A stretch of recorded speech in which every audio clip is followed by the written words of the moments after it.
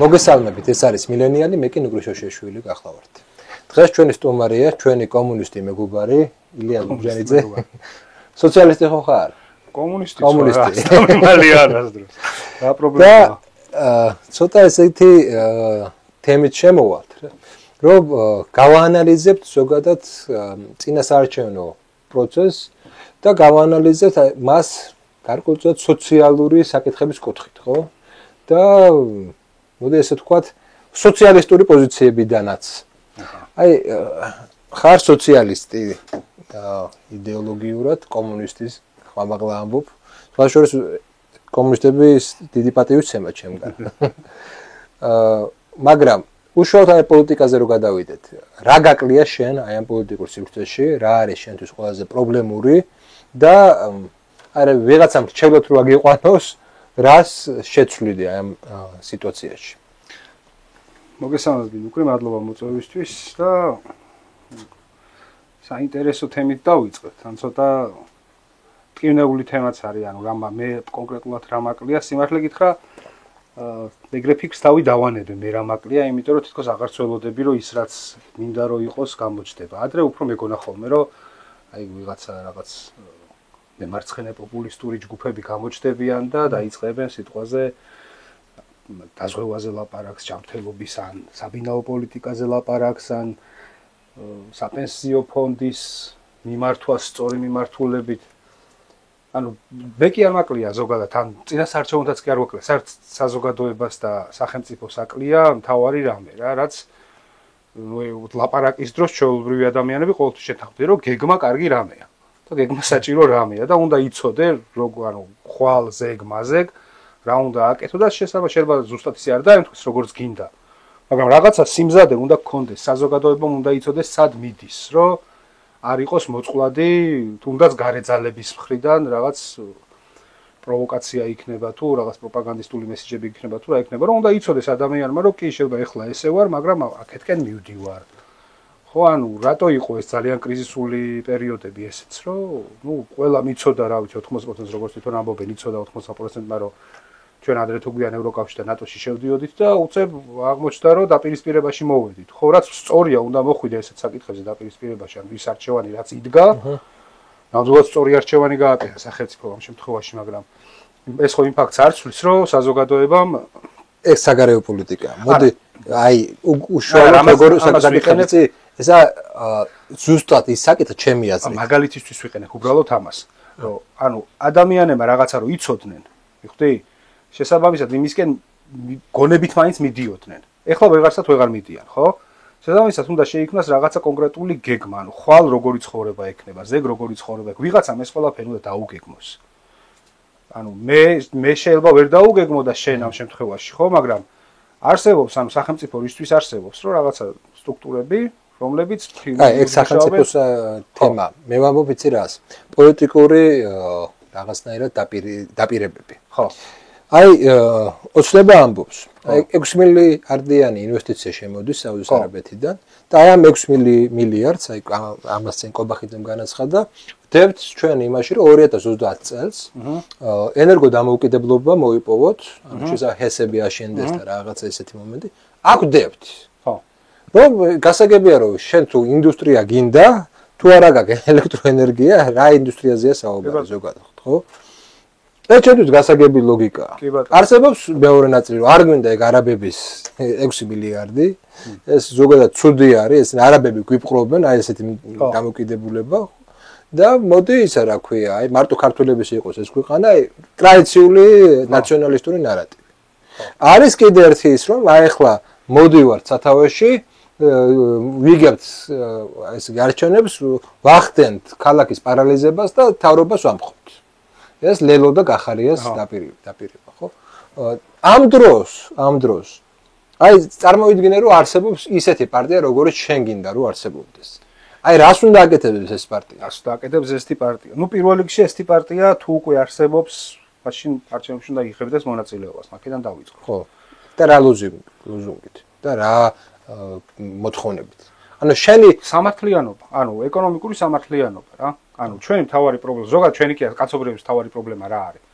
უსამართლობა მუდმივად ზრდადია, როდესაც ერთი ადამიანის მიერ ან ერთი რაღაც ჯგუფის მიერ მთელი ეკონომიკური დოვლათი არის მიტაცებული, ესე რომ ვთქვათ, და ეს სადღაც ამოფეთქავს. ახლა ვარ ჩვენ აი ამ პროცესების შემყურე, რომ სადღაც ამან უნდა ამოფეთქოს, იმიტომ რომ საზოგადოების 50% არჩევნებზე აღარ მიდის.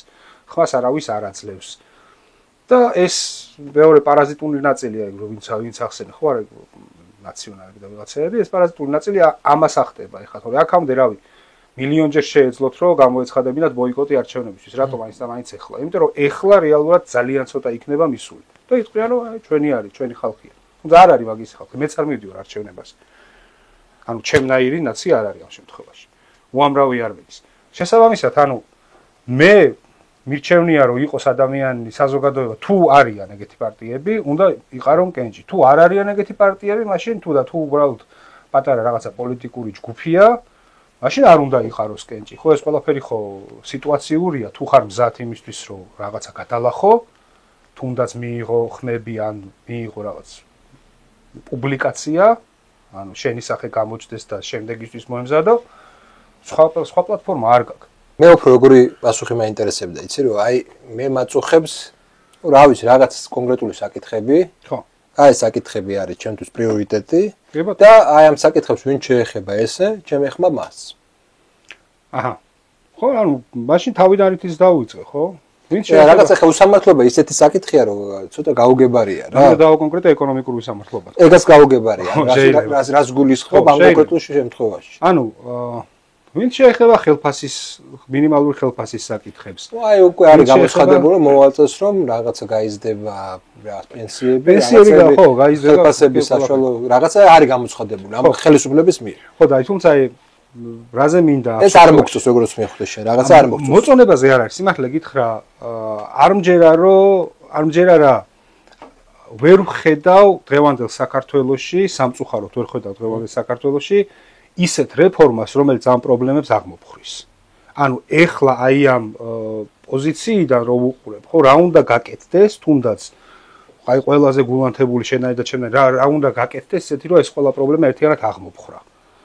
რა სახის რეფორმა უნდა გაატარო, ვერ ხედავ სამწუხაროდ. აი მე რატომ უწევ ხარს ხელისუფლებას? არა, მითხარი, კი ბატონო, შესაბამისად ამ შემთხვევაში მე უფრო არა პოლიტიკურ ჯგუფებზე, არამედ რაღაც საზოგადოებრივ ჯგუფებზე უფრო შემიძლია გავთავაზო, იმიტომ რომ ის ქვემოდან წამოსული ტალღა შექმნის რაღაც სახის ერთობებს, რომელმაც შეუძლია საბოლოო ჯამში პოზიტიური როლი ითამაშოს. მე ესე უფრო ვხედავ, იმიტომ რომ პოლიტიკიდან ამ შემთხვევაში რაღაცას წამოსულს, ხო? ვერ ხედავ, ჯერეთ იმიტომ რომ ხედავ, რომ ყველა პოპულიზმად ჩათვლის. იმიტომ რომ ყველა ყოველთვის გამოიყენა რაღაცა ფრაზა მაინც. ხო, ანუ იქ ლელოში გამოიყენეს, ლელოს მერე კი აგერ სააკაშვილი იძახდა ბანკები უნდა გავაუქმოთ 1-3 წლის შეიძლება გახსოვდეს. ბანკები საერთოდ უნდა გავაუქმოთ, სააკაშვილი იძახდა. აი წარმოიდგინე, აქედან აიღე საზომი, სააკაშვილი ბანკები გავაუქმოთ იძახდა. მაგ სპექტრზე აბსოლუტურად ყველა და ყველაფერია ნათქვამი. ყველასა ყველაფერი ნათქვამი, ანუ როგორ უნდა მივცე ხა მაგას ხმა? აი, ეს ვიტყვი. მე არ მეგონა, რომ ესე მეტნაკლებად უმტკივნეულოდ. ხო. ეხლა სუვერენიტეტის ხარისხი გასაზომია ბევრი რაღაცით, მაგრამ ესე რომ რაღაც ესეთი NGO რაღაც თუ დასავლური დიქტატს რომ მოვიცილებდით, ესე უმტკივნეულოდ არ მეგონა. მე მეგონა რომ მაგას მოყვებოდოთ სერიოზული რაღაცა, არეულობები, სერიოზული რაღაცები, უცბად აღმოჩნდით ისეთ მდგომარეობაში, რომ გავანეიტრალოთ. ეხლა შემდეგი ნაბიჯი რა უნდა იყოს ამ ლოგიკიდან გამომდინარე. სადღაც უფრო მეტი დეკოლონიზაცია ქვეყნის. მე ამ პროცესს ხედავ, დეკოლონიზაციის პროცესს ხედავ. კი, შეიძლება რაღაცა პატარა ჩასწორება სანამ გავაგზავნებ, ხო, პატარა იმას გავაკეთებ, ანუ ჩვენ თლიანად ანუ შენი გადამოსახედიდან თლიანად დავძლიეთ ჩვენ დასავლური დიქტატურა და დავძლიეთ დასავლური დიქტატის ერთი ფრთა. ის ფრთა რომელიც აკონტროლებდა ყველაფერს. ხო, ანუ ფრთა დაუძლიეთ. თორე ხა გასაგებია რომ არსებობს საბანკო სისტემა და ლონდონის ბირჟა არსებობს, რომელზეც შენი TBC ბანკია და საქართველოს ბანკია მიმული, გასაგებია ჩემთვის რომ ეხლა ეგ კულტურული იდეოლოგიური აპარატი არა მარტო პოლიტიკური. პოლიტიკური, რა თქმა უნდა. აბა ვინა მათი პოლიტიკური გამომხატველი? ამ რაღაცა ფრთის პოლიტიკური გამომხატველი ვინ იყო? ყველა რეალურად მარგინალიზებული იქნა და ეხლაც გამოჩნდება და ძალიან მიხარია რომ რაღაცა რომელიღაც პარტიები პრინციპში დიდი ნაცები, პატარა ნაცები არ იღებენ მონაწილეობას არჩევნებში. ეგ მიხარია.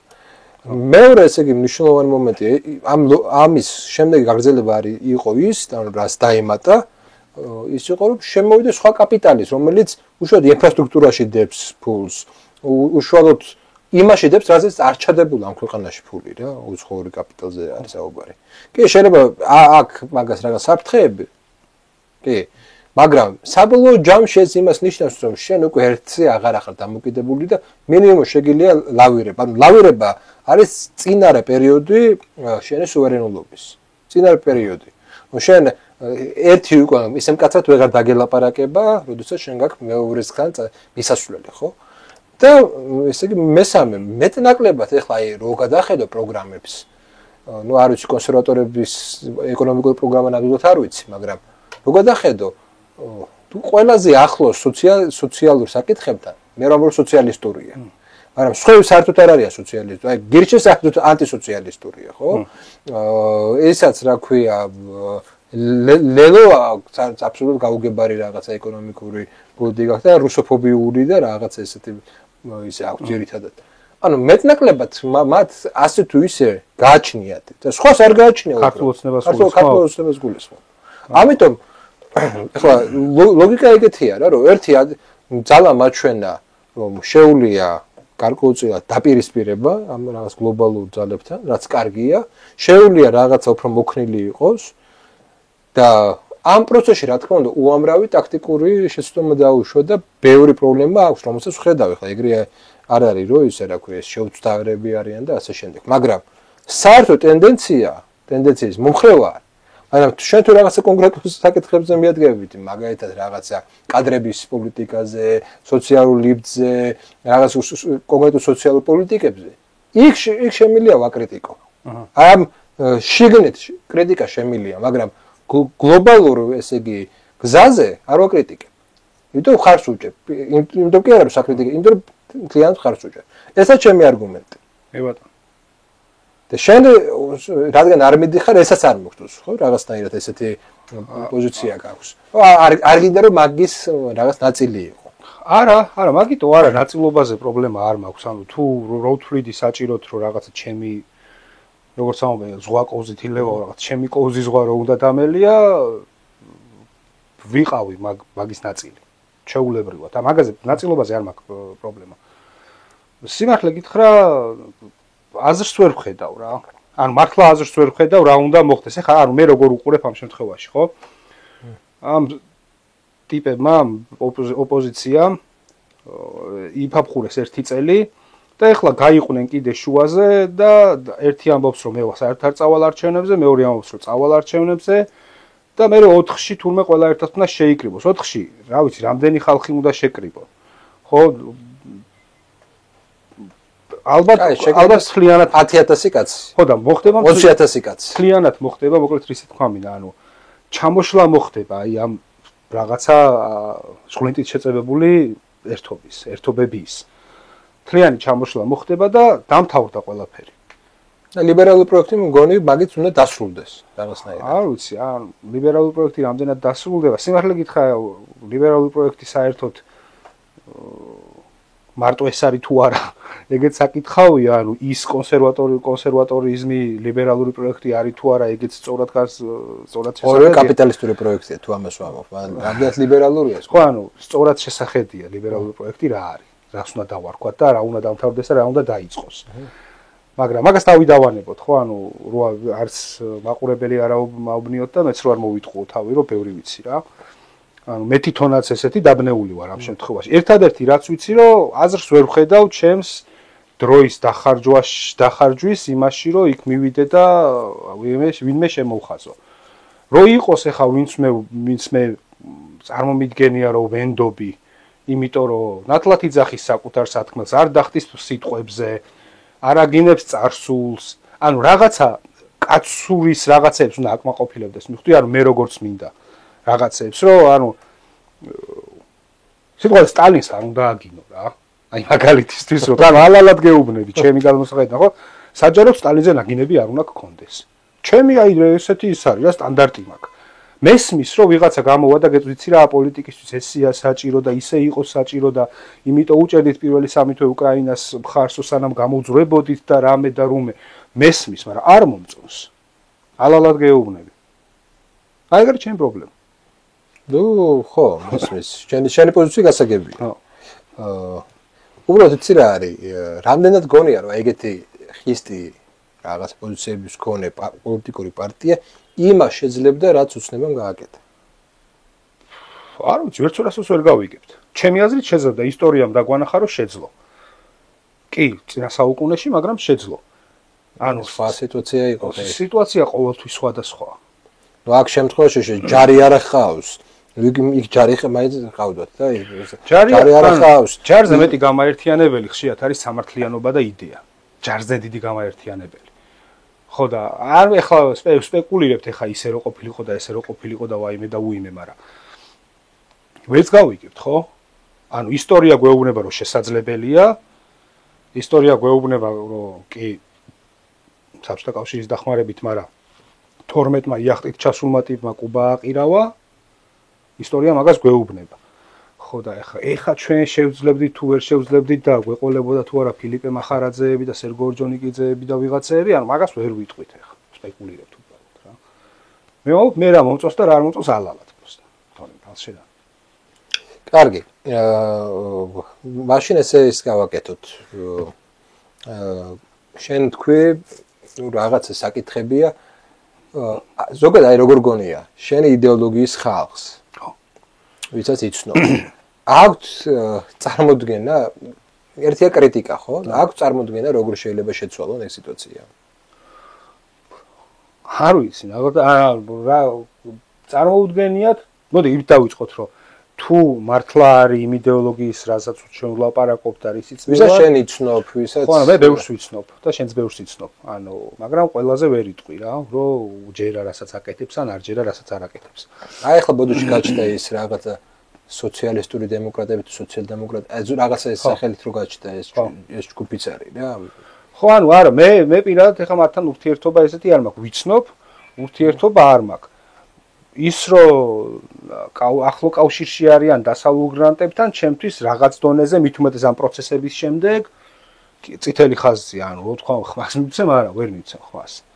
ვთქვი რომ იყარო კენჭი, ანუ ჩემთვის მნიშვნელობა აქვს ესეთ რაღაცას აი ამ პროცესებში, რომელი მხარე აირჩია და არა მარტო ამ პროცესებში, ანუ ჩვენ გვავიწყდება უკრაინის ომის დასაწყისის პერიოდი და დასაწყისამდე რა ხდებოდა, ხო? მით უმეტეს როცა პრეტენზია გაქვს, რომ ერკვევი პოლიტიკურ საკითხებში, ერკვევი სოციალურ საკითხებში, ერკვევი რეგიონის საკითხებში, ანუ შენ თავზე იღებ რაღაცებს, მიხვდი, როცა პარტიას აკეთებ უკვე და ამბობ, რომ უნდა გავაკეთო, ხო?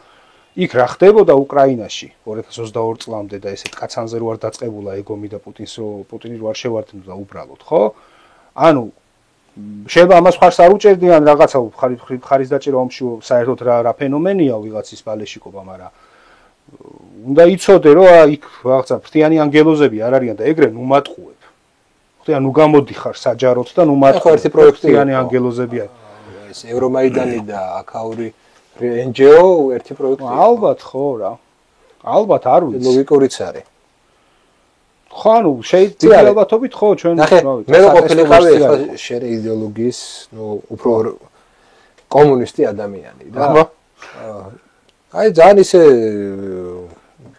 იგი ძალიან ისეთი მკაცრი და ისეთი კრიტიკა მექნებოდა როგორც პოზიციის ისე ოპოზიციის სოციალურ საკითხებზე.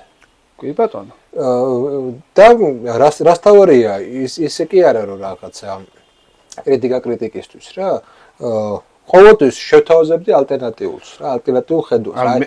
რა შეიძლება შენ რო იყო ხა შემადგენს ერთი შენებზე არა მე ვამბობ იცი რა აკლია ხო თანამედროვე კომუნიზმი მაგის თქმით კომუნისტ სოციალისტებს თუ ასე შემდეგ აღარა აქვთ ხედვა მომავლის რა ისევ ძველი ოცნებებით ცხოვრობენ ძველი ოცნებები უკვე ახალ ისტორიულ რეალობაში ჩვენ ნახეთ ერთი რა არ ვიცი ანუ ვისგან გამომდინარე ამბობ ხა ჩემგან გამომდინარე ვერ ამბობ მაგას არა მე რატო ვერ იქნება ეს პროექტი პოლიტიკური პროექტი ინდივიდუალურად კი ხარ სიმზადი არ არის და იმიტომ არა სიმზადი არ არის უბრალოდ და იმიტომ არც სიმზადი არ არის არც სურვილი არ არის, რომ რაღაცა ერთიანი გაკეთდეს. იმ ერთიანში მე სულ 2 და 3 ადამიანი აი ესეთ პროექტს ვერ აბავს თავს, რომ დასხდნენ და ილაპარაკონ. ვერ აბავს, სადღაც იჭედებიან ხოლმე და შენ წარმოიდგინე ანტიკომუნისტურ საქართველოში, ანტისოციალისტურ საქართველოში ვიღაცა ტიპები რომ გამოდიან და ამბობენ რა უნდათ, ხო? სულ რომ მომავლის ხედვა კი არა, კოსმიური ხედვები რო გქონდეს, შენ თუ ამ იდეოლოგიაზე დგახარ და ხმამაღლა ამბობ ამ იდეოლოგიას, ხო? საზოგადოება გაწევებს შენ წარსულის მედროშეობას. მე ხვდები ახლა ნახე, აქ სხვა რაღაცაშია საქმე. აქ თვითონ ადამიანის ტიპშიცაა საქმე რა. ნახე, შევადაროთ პირველი თაობის კომუნისტები, ხო? ნუ სოციალისტები. ისინი მათ მართლა ჯერ ესეთი არ ქონდა დასაკარგი და მე პირველ თაობას ბოლშევიკებს გულისხმობ? ხო, მაშინ ერთიანი იყო, მაშინ არ იყო დაყოფილი. არა, იქამდეც იყვნენ ხო, იმიტომ. იბრძოდნენ და რაღაცა რევოლუციური მაგალითები იყო ხედვა მომავლის, იყო რწმენა, ბრბარწმენა ხშირ შემთხვევაში, იყო რაღაცა როგორც არჩევნების თვალსაზრისით, ისე ესე იგი რევოლუციური თვალსაზრისით ყველანაირი ბრძოლა იყო რა, ყველა მიმართულებით იყო ეს ბრძოლა. და იყო რასთავარია ესეთი ისტორიული ტიპი გამოვიდა, რომელსაც რა ვიცი, ბრბად მორწმუნე შეიძლება დავარქვათ რა, კომუნისტური იდეებით ბრბად მორწმუნე ადამიანები იყვნენ რა. ეხლა ჩემი აზრით პრობლემა ის არის, რომ არ არის ეგ ტიპი არ ახავთ. ეს არა ადამიანური ტიპი აღარ არის. ხა არ მინდა გავიც წინასწარმეტყველებასავით რა რაღაცები მასში ჩავიხედოთ ბურთში და ვიწინასწარმეტყველოთ, მაგრამ არც არის ისეთი გარემო პირობები არ არის შექმნილი როგორც მაშინ იყო. მაშინ იყო რაღაც კატაკლიზმაზე, ომი, შიმშილი, პური არიშოება, ჩვენ ესეთ პერიოდში, ჩვენ როცა ესეთ პერიოდში ვიყავით, კი ვიომეთ.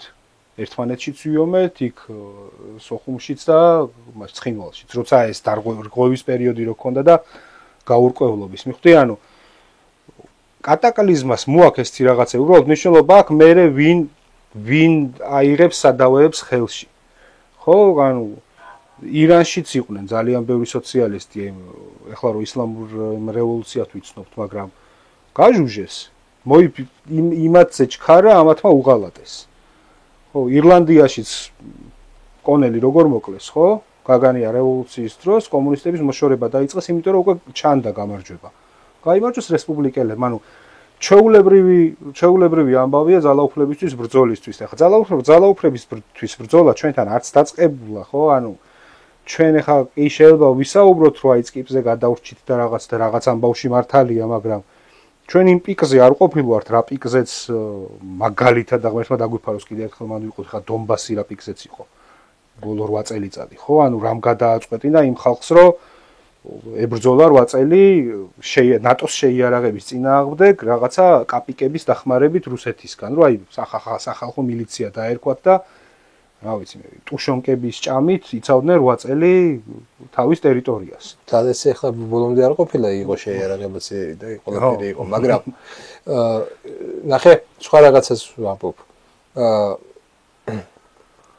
იქნებ, ანუ ტროცკის იდეა, ტროცკი იმას თქვა, რომ პროლეტარიატს აღარ აქვს ეგ რევოლუციური ძალა, პროლეტარიატს ეგ სხვა გრამში იმას თქვა, რომ პროლეტარიატი უკვე აღარ ირჩევს სოციალისტებს, მას მოყავს მუსოლინი მოიყვანა, ხო? იტალიელმა პროლეტარიატმა მუსოლინი მოიყვანა, გერმანელმა პროლეტარიატმა ჰიტლერი მოიყვანა. იქნებ აღარ უნდა მაგ შენ პროლეტარიატს ეგ რევოლუციური იდეები.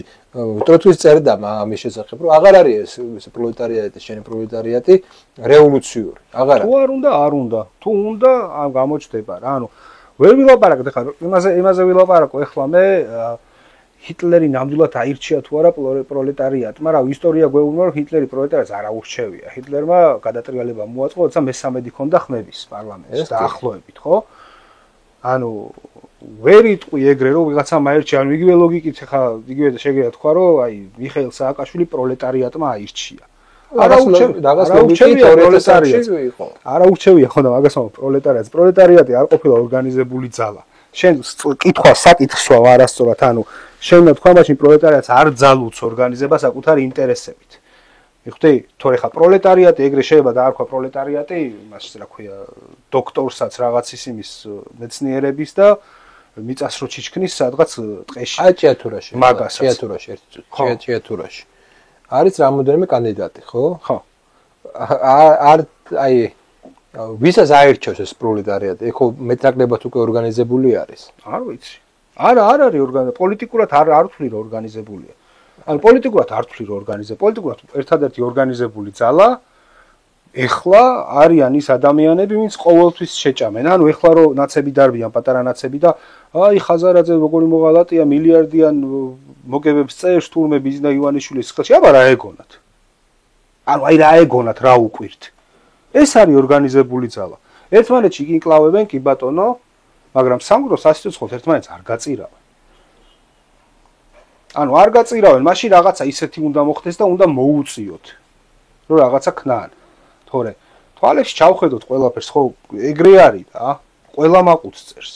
ეგენი ორგანიზებული ძალა და ეგენი ყველაფერს ყოველთვის გააკეთებენ, რომ ის მხარე არ იყოს ორგანიზებული, ეგრე არის მოწყობილი. ჩვენ ამდენიც უნდა თვალებზე ხელები ავიფაროთ და ვაიმე და ის ჯობია ამას და ესენი ვერ ორგანიზდებიან და რაღაც, ანუ რაღაცა ძალები ფარულად მოქმედებენ შენს წინააღმდეგ. ანუ ფაქტია რა.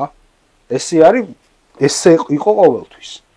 რაღაცა ძალებს უკვე აქვს ძალაუფლება და იმ ძალაუფლების მქონე ძალებს არ ეთმობათ ეს ძალაუფლება, იმიტომ რომ კარგია ძალაუფლება. კაი შეგრძნებები აქვს. ნუ შენ ხარ სასამართლო კლასობრივი ანალიზში გადაიყვანე ახლა ეს. აბა რა შენ პროლეტარიატზე ვლაპარაკობ? ხო, არა. სხვა რამეს ვამბობ. ანუ შენ არა პარტიულ დაპირისპირებებს დაინახე, მაგრამ არამედ დაინახე რომ კლასობრივად ესენი ერთი არიან და საბოლოოდ ისინი ერთმანეთს არ გაწირავენ. ესე დაინახე.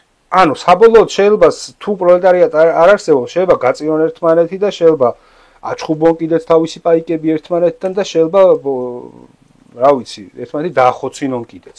შეიძლება. ეგ პრობლემა არ არის ერთმანეთში ვიღაცებს და პირველი მსოფლიო ომი გაიხსენე რა იყო. რამდენი ხალხი ამოაჟუჟინეს ერთმანეთს. აი ეს დაწყაპუნებაზე, მაგრამ ის რომ თუ არ არსებობს მეორე მხარეს ვიღაცა ერთმანეთს კი ბატონო შეეჭიდავებიან, მაგრამ რო არსებობდეს მეორე მხარეს ვიღაცა აი ლევან ზურაბაშვილის მაგალითი გავიხსენოთ, ხო? ლევან ზურაბაშვილის მაგალითი არის ალბათ ერთ-ერთი ყველაზე ისეთი ნათელი, არა ისეთი მძიმე, მაგრამ ნათელი, როდესაც ვიღაცა ბიჭი სათამაშო იარაღით შევიდა მაშინ და აი ყველამ ერთიანად დაგმო ეს ყველაფერი, ვიგინდა რა ეძახეს, ხელი როგორ მოკიდა ვიღაც მას რა ქვია, ვიღაცის ბანკს და ვიღაცის ნაწვალებ მიკროსაფინანსოს და როგორ გაბედა და მოთხოვნები როგორ დააყენა.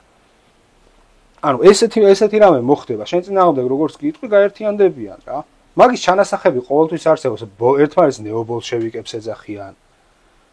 ერთმანეთს რას ეძახიან კიდე დაიცადე? კომკავშირელებს ეძახიან ერთმანეთს. ო, ერთმანეთს მებს ეძახიან სერგო ორჯონიკიძეებს ეძახიან. ანუ ამის ჩანასახები გააქვს, წინასა კი ერთმანეთს ებრძვიან, მაგრამ თან რაღაცას კეტავენ უკან, აი ფეხს დგავენ რა, რომ იქიდან არ გამოძრეს რაღაცა პროგრესული. ის მაინც უნდა ყველა ცდილობს რომ ეგ ჩახუროს, მაგ მეთოდით გებრძოლოს. ებრძოლოს იმას, რომ ამას ურტყავს, მაგრამ იმას უხურავს თემას რა. რავი, მე მაგას ვხედავ.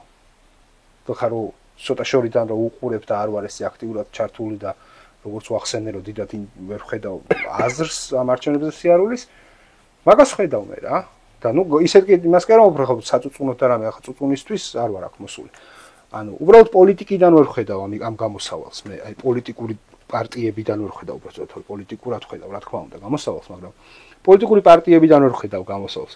გამოსავალს ხედავ. აი ბოდიში, აი ახლა გრძელვადიან პერსპექტივაში გამოსავალს ხედავ, მცირე პატარა ჯგუფების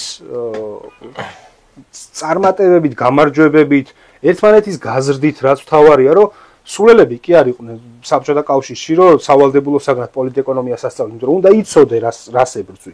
კი საუბრობ, მაგრამ განსხვავებას ვერ ხედავ, მაგრამ აი განსხვავება ძალიან ნათელი გახდა. არა, განსხვავებაზე არ მithქვავს. ანუ აზრს ვერ ხედავ, ჩემი იქ მისვლით. აზრი ძალიან ნათელი გახდება პირობითად. აი ნაცების გავსმა პარტიამ ან ძალამ ხელისუფლება რო აიღოს. ანუ შენამდე მოვა. განა ის რომ ვიღაცა ეგ ძალიან კარგად ვიცი, მაგრამ შენამდე და ჩემამდე ვერ იღებს, ანუ ყურე, ანუ შანსი არ არსებობს. მაგიტომაც ვერ ხედავ აზრს. მივხვდი, როცა მომენტი იდგა რა ყარათ იდგნენ და საიდანღაც ვიღაცები მოდიოდნენ და თითებს იქნებდნენ და ევროპიდან ჩამოფრინდებოდნენ და აქციებზე იდგნენ და მეგაფონებით დარბოდნენ და დროშებით. მაშინ კი ბატონო და ჩემ გასაკეთებელს რაც მე ხელმეწიფებოდა მეც გავაკეთე მაგ პერიოდში, მაგრამ ეხლა არ არის მაგის საშიშროება, არ დგას და რის რატომ ეშინოდეს მიხარია შიშით ყვილ უბრალოდ. რისი მეშინოდეს? და არ გინდა რომ ეგ საბოლოოდ გაქრეს და არ არის ეგ პროცესი დაწყებული. ვერ ხედავ რომ ეს პროცესი დაწყებულია. ბიჭო, არ გაქრება, პარაზიტებიან ეგენი რაღაცას მაინც მიემაგრებიან რაღაცას. როგორ გაქრება? აი საიდან აი ნახე, უკვე დაიწყეს დაჭერები.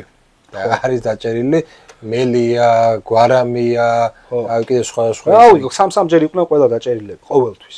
ნარატიულადაც წინა არჩევნებზე ნაცები მესამე ადგილზე გავიდნენ და აღარ გავიდნენ მეორე ადგილზე. ანუ უკვე რაღაც ენდინგისკენ, დასასრულისკენ მივიდივარ. ხო, და უჩემოთაც დასრულდება. მე მაინც ჩემი ხმით უნდა დავასრულო.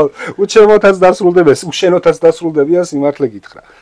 დასრულდებიან უშენოთაც, ანუ კი ბატონო, მესმის რომ ვიღაცები გულხურალებ ხარდაჭერები არიან ქართული ოცნების. შეიძლება შენც იყო, მაგრამ საკმარისი არიან. ანუ ბოლო არჩევნებს და იმის წინ არჩევნებს და იმის წინ არჩევნებს და 2012-მდე თუ ჩავვალთ და მაგას უყურებ, საკმარისი ხარდამჭერი ყავს ქართულ ოცნებას, იმენა ხარდამჭერი არ ვამბობ, მაინც და მაინც რო აი ნაცები, ანტინაცი. ეგ კიდე დამატებით, ანტინაცი რო არის და ოცნებას რო ხმას აძლევს. ანუ საკმარისი არიან, მე რო თავი არა ვიტკიო. მაგის თქვა მინდა. Ну ის ხო, პრინციპში შენი პოზიცია გასაგებია ჩემთვის, მაგრამ ნახე მე მაინც შეიძლება არ დაეთახო, მაგრამ მე მაინც უყურებ რომ ეს გარდამავალი რაღაცა პერიოდია რა. რაღაცა ისეთი თარიღია, რომლის შემდეგაც ისე პოლიტიკური პროცესები აღარ წავა, როგორც აქამდე იყო. აი უბრალოდ ვეღარ წავა. იმიტომ რომ რაღაცებიც აღიარებათ იმ ოპოზიციას მოუწევს. ანუ ეხლა ეს 4 ოქტომბრის ესე გამოცხადება მათთვისაც რა იყო როგორი ისეთი განაცხადი იცი რომ რა სასოწარკვე ეგ რა სიგიჟე სასოწარკვე სასოწარკვეთა ხო და მე ველოდები რომ აი გადაწყდება და თუნდაც მინიმუმ იმას შეცვლია რა რიტორიკა შეცვლია მინიმუმ სტრატეგია შეცვლია მინიმუმ მე იმედი მაქვს რომ ჩაირეცხებიან ზოგადად იმედი მაქვს რომ ჩაირეცხებიან და მეტი ქართულ პოლიტიკურ რეალურ სივრცეში ახლა რაღაცა მარგინალური იქიდან რაღაც სივრცეებიდან რაც უნდა იცილაპარაკოს ახლა მაგრამ აი უკვე დომინანტურ რაღაც ნარატივში აღარ იქნებიან ესენი აქტუალურები ხო ალბათ მე მაინც გონია რომ რაღაც აი შემორჩებიან და იმიტომ რომ ანუ თუ მით უმეტეს თუ საფრთხე არ იქნებიან ანუ ესეც შეხედე რა სისტემურად შეხედე დაპირისპირების სიმულაციით შეხედე რა თუ მით უმეტეს საფრთხე არ იქნებიან მაშინ მათი გაჩერება რატო არ უნდა აწყობდეს ქართულ ოცნებას ანუ საფრთხე თუ არ არიან რატო არ უნდა აყვირო ფულს ვიღაცა ჩაურიცხავს გერმანიდან და იმიდან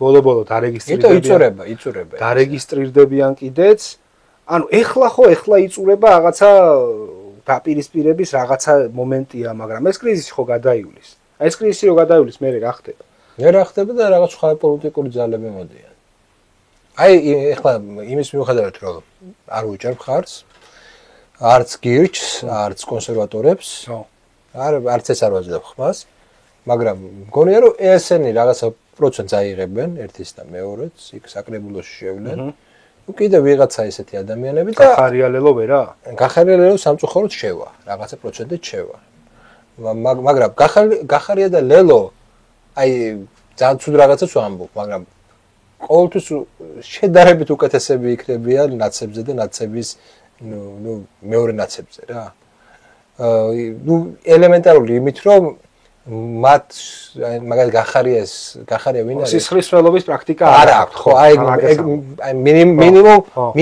აი ეს პატარა დადებითი განმასხვავებელი აქვს მინიმუმ სულ ისე მეუხერხულება მაგაზე კარგის თქვა მაგრამ ნუ ასაღი უნდა ითქვას რა მინიმუმ ეს მომენტი აქვს ეს ბიჭო კარგია ქართულ პოლიტიკურ ცხოვრებისთვის ნუ იმასთან შედარებით რაც იყო კარგია მე ესე უყურებ რომ მე მაინც პოზიტიურად უყურებ ამას რა და ამის და ეს შენ რას გაძლევს ახლა მაგალითად მე როგორ უყურებ რა თუ გირჩისნაირი ტიპი და თუ რა ვიცი კონსერვატორისნაირი ტიპი იმით რომ რაღაცა პროსტო ლაპარაკობდა მაგით მოდის რაღაც 5%, 4% თუ რამდენი პროცენტიც იღებს, ხო?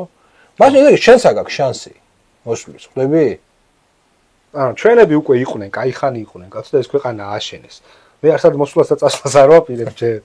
თუმცა ეს ქვეყანა ააშენეს ჩემებმა და წავიდნენ, კარგად საამაყოთ. ეხლა კი აგინებენ, მაგრამ პრობლემა არ არის.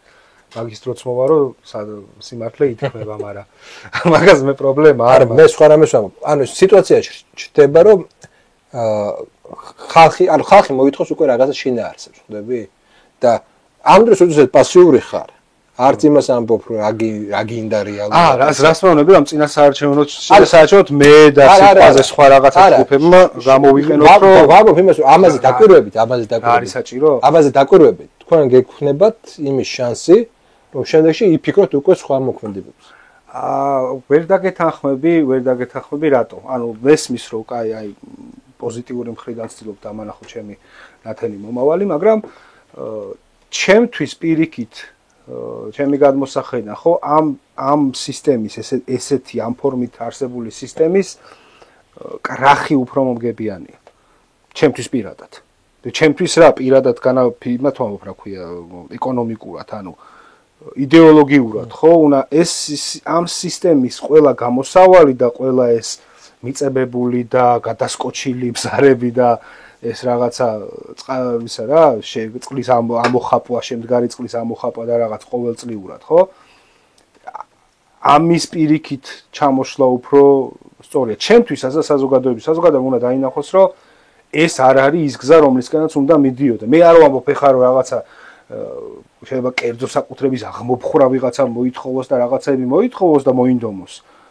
მაგრამ ის რომ თავიდან რითიც დავიწყე ლაპარაკი, რომ ეს გაფეტიშება რაღაცა დასავლური ტიპის ლიბერალური ეკონომიკის და ლიბერალური დემოკრატიის, ხო?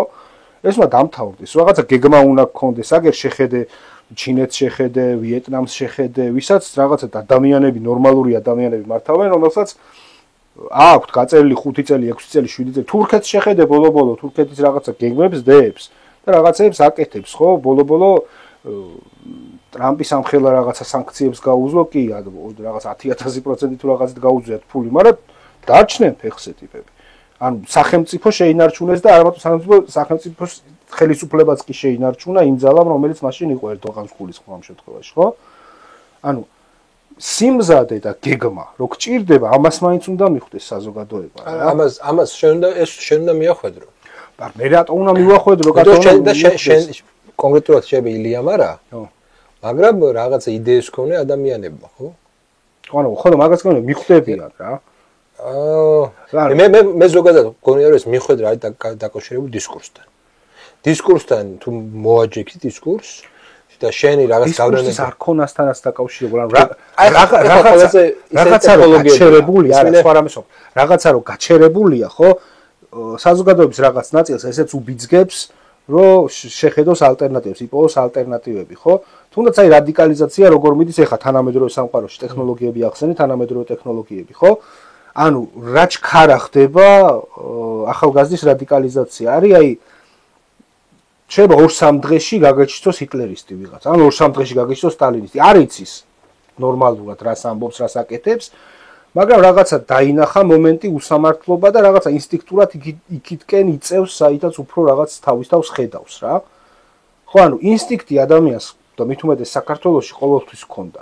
ესეთი შეიძლება სისტემურად ვერ ხსნიდით ჩვენს ინსტინქტებს და ჩვენს ქმედებებს და ჩვენს დასაგეგმ რაღაცებს, ესე ვერ ვამბობდით რა უნდა დაგვეკება და დაგვეკეთებით, მაგრამ ინსტინქტურად საზოგადოება ყველგან მე მგონი და მარტო საქართველოსზე ვილაპარაკო, მე მგონი ადამიანი პროგრამირებული არის ინსტინქტის ქონაზე რაღაც ტკივნეულ გარდატეხებთან რა მიმართებაში. აი მაგალითისთვის პატარა მაგალითი რომ მოვიყვანო, ხა შეიძლება ჩვენ მომავალთაობებს წარმოდგენა არ ქონდეთ, ვიზე ვილაპარაკობთ, გეგხსოვნება შენ ეს დიაღოველების ის იყო რა ქვია, რისხვა მამა ბასილ მკალავიშვილი.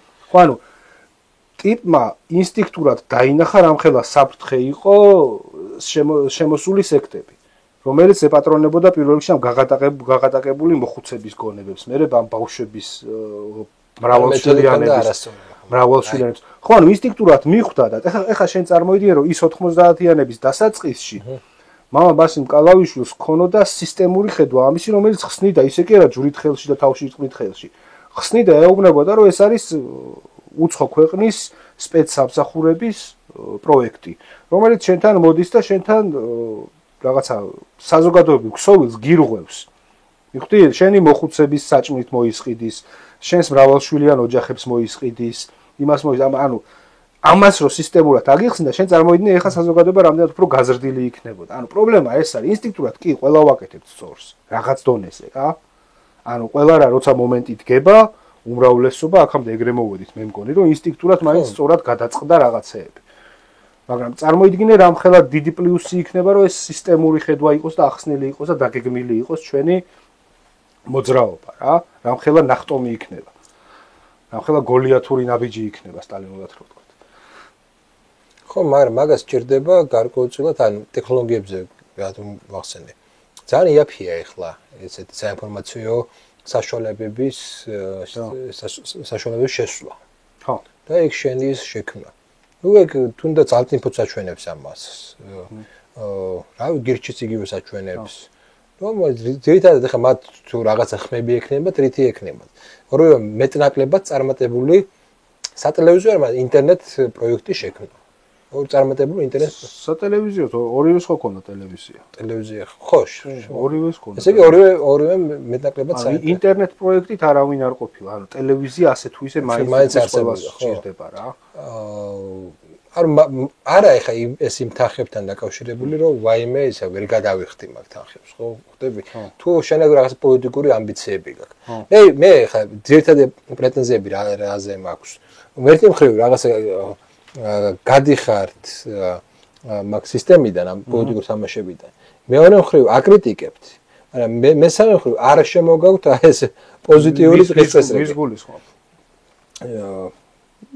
რადგან მარტო შენ არ გიცხოვე ზოგადად ძალიან მეც გულისხმო ბევრ სოციალისტ მემარცხენეს ხო არავინ არ გაბედა დამოუკიდებელი რაღაც პოლიტიკური თამაში არ გაბედა განა მეც რო ვიყავი სოციალ-დემოკრატებში მეც რო ვიყავი სოციალ-დემოკრატებში იქაც ნუ რა იყო ოცნებასთან მitmasნება იყო ძირითადად რა არ არის მაგისტრო რა ანუ მაგისტრო არ არის მზად თვითონ ის ხალხი არ არის მზად იმისთვის რომ რაღაც კონკრეტული დიდი ნაბიჯი პოლიტიკაში გაძინოთ. განამზად იმიტომ კი არა რომ გამბედაობა უნდა რაღაცა ბევრი ფული უნდა რაღაც. ანუ ის წინარე სამუშაო არ გაქვს გაწეული, მიხვდი? ის წინარე სამუშაო მცირე ჯგუფებთან დამუშავების რაღაც ელემენტარული აღქმის რა არის რეალობა. ხა 10 კაცი რო ვიკრიბებით და იმაზეც კი ვერ თანხდებით, როგორ ავხსნათ ჩვენი გარშემო ეხლანდელი საქართველო.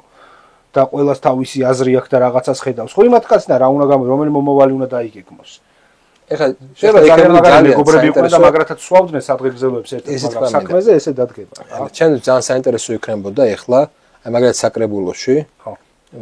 დარიყო აი კონსერვატორები ერთი მხრივ, მეორე მხრივ აი ეს ლიბერტარიანები და მესამე მხრივ სოციალისტები. მედი გაგიცრუეთ საინტერესო საკრებულო არ გექნება. არა, რატო ვიცი რომ დისკურსისთვის ბრძოლის დროს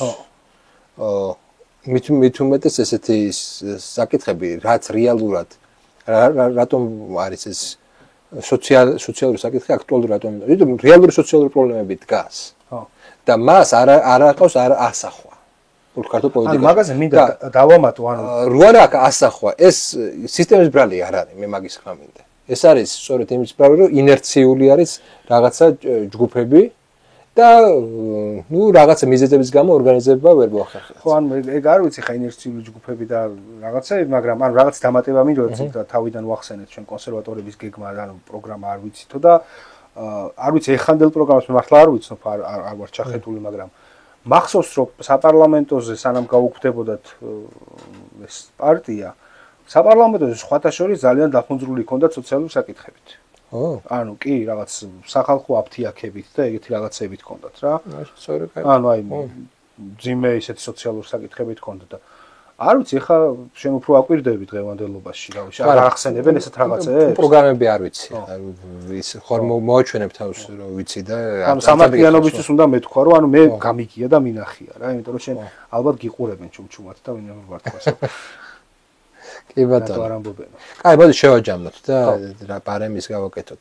ნუ მესმის შენი რომ რაღაც აი მე რა არ მოწოდა მაგალითად იმაში.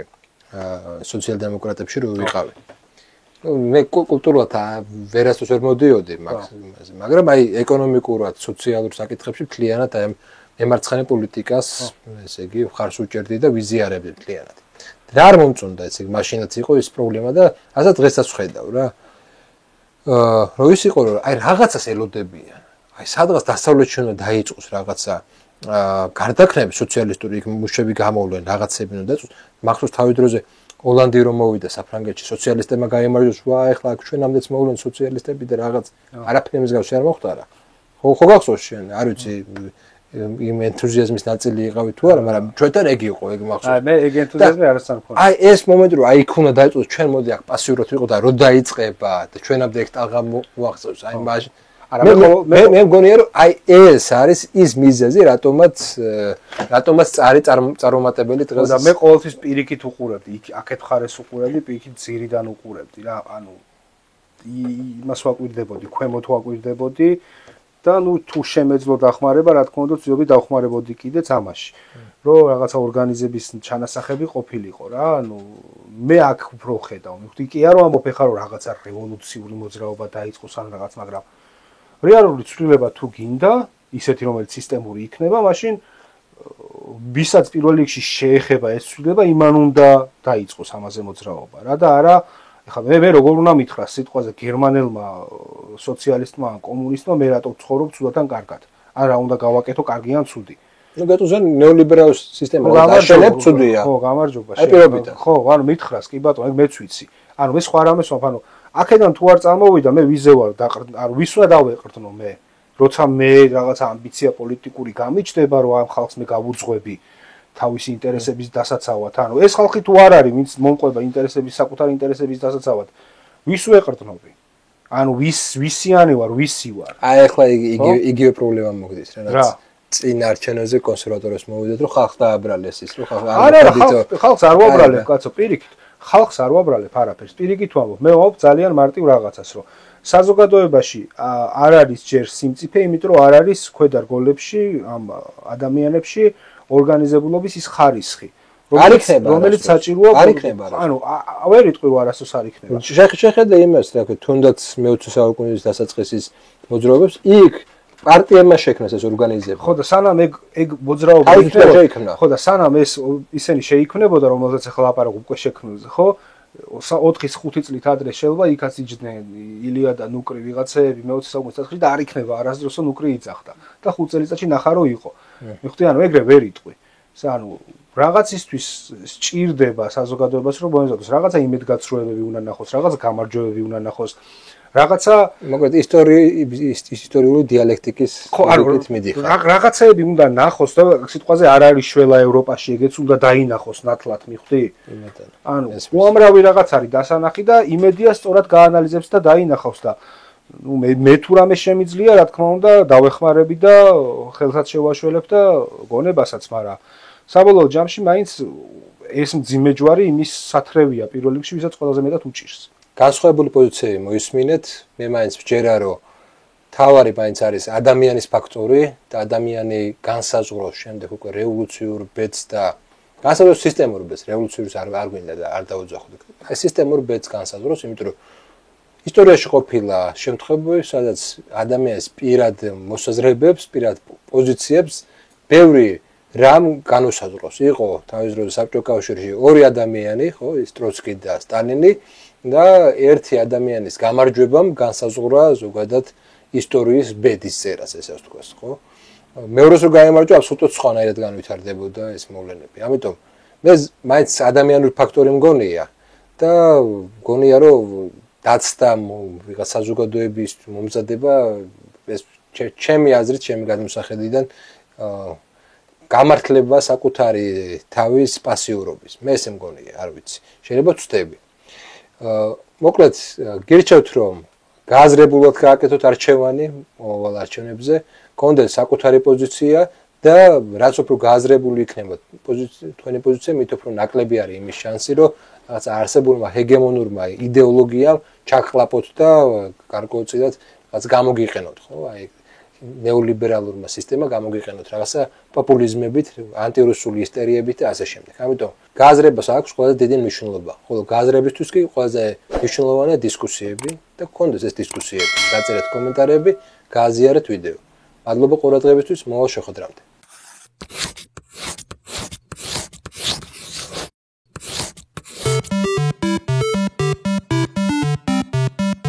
Yeah.